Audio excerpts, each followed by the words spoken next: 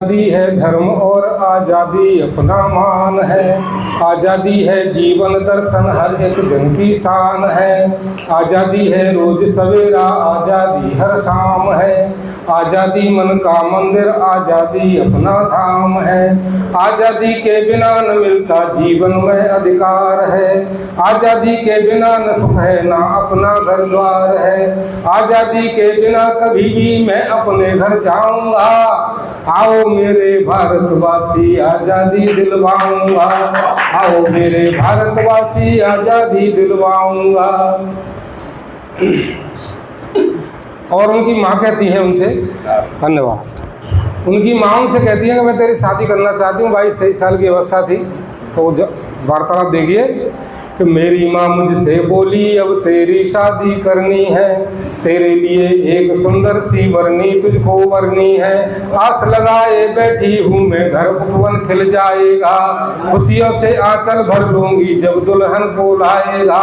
मैं अपनी माँ से बोला ये धरती मुझे पुकारती।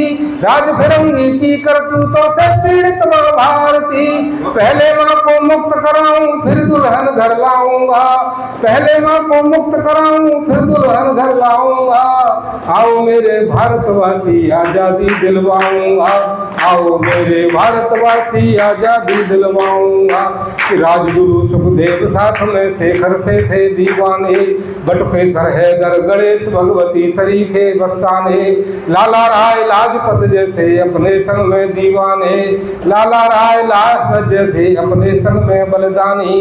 उनकी कुर्बानी को हर एक याद रखे हिंदुस्तानी। साइमन के विरोध में लाला जी ने लाठी खाई थी। साइमन के विरोध में लाला जी ने लाठी खाई थी। मैंने ही तो उस गोरे को मौत की राह दिखाई थी। इनकी काली करतूतों को झंझन में बतलाऊंगा। इनकी काली करतूतों को झंझन में बतलाऊंगा। आओ मेरे भारतवासी आज़ादी दिलवाऊंगा। आओ मेरे। और उनकी माँ और पिता जो है उनसे मिलने जेल में गई, लाहौर की जेल में। तो माँ का नाम विद्यावती था, पिताजी का नाम किशन सिंह था। बहुत बड़े जमींदार थे। उनकी माँ की आंखों में आंसू आ गए। तो वो देखिए चित्र कि माँ की आंखों में आंसू थे, पिता किशन सिंह साथ खड़े। मैं अपनी माँ से बोला मेरे ऐसे थे बोल बड़े। जन्मूंगा मैं भारत में बोली कैसे पहचानूंगी। किस घर में तू जन्मेगा ये बता मैं कैसे जानूंगी। माँ फांसी का चिन्ह गले में हर बालक के पाएगी। माँ फांसी का चिन्ह गले में हर बालक के पाएगी। आज़ादी मिल जाएगी, आज़ादी मिल जाएगी, मुझको मंजिल मिल जाएगी। चला आज मैं छोड़ सभी को फिर वापस घर आऊंगा। आओ मेरे भारतवासी आज़ादी दिलवाऊंगा। और एक और प्रसंग आता है न्यायपालिका में। राजा विक्रमादित्य का आज भी नाम दिया जाता है। आप तो बहुत अध्ययन करते हैं, आप जानते हैं इस बात को कि राजा विक्रमादित्य बताते हैं कि बहुत अच्छा न्याय करते थे। वहाँ एक ऐसी उनका प्रसंग आता है, वो देखिए। जज साहब पूछते हैं कि भाई आप कोई वकील करोगे क्या? तो वो कहते हैं कि साहब मैं कोई वकील नहीं करूँगा। और वास्तविकता यह थी कि पूरे देश में कोई वकील उनके लिए खड़ा ही नहीं हुआ। लेकिन फिर भी एक आसिफ अली नाम के कांग्रेसी नेता थे उस जमाने में, वो वकील थे, उनके लिए केस लड़े। वो चित्र देखिए कि केस चला, जज ने वकील के बारे में जानना चाहा। खुद ही बहस करूंगा अपनी भी रोचेश्वर यही कहा। फिर भी एक वकील देश का बहुत बड़ा था, खूब लड़ा। एक तरफा थी न्याय व्यवस्था, फर्क कहीं कुछ नहीं पड़ा। उस दिन सिंहासन विक्रम का डावाडोल हुआ होगा।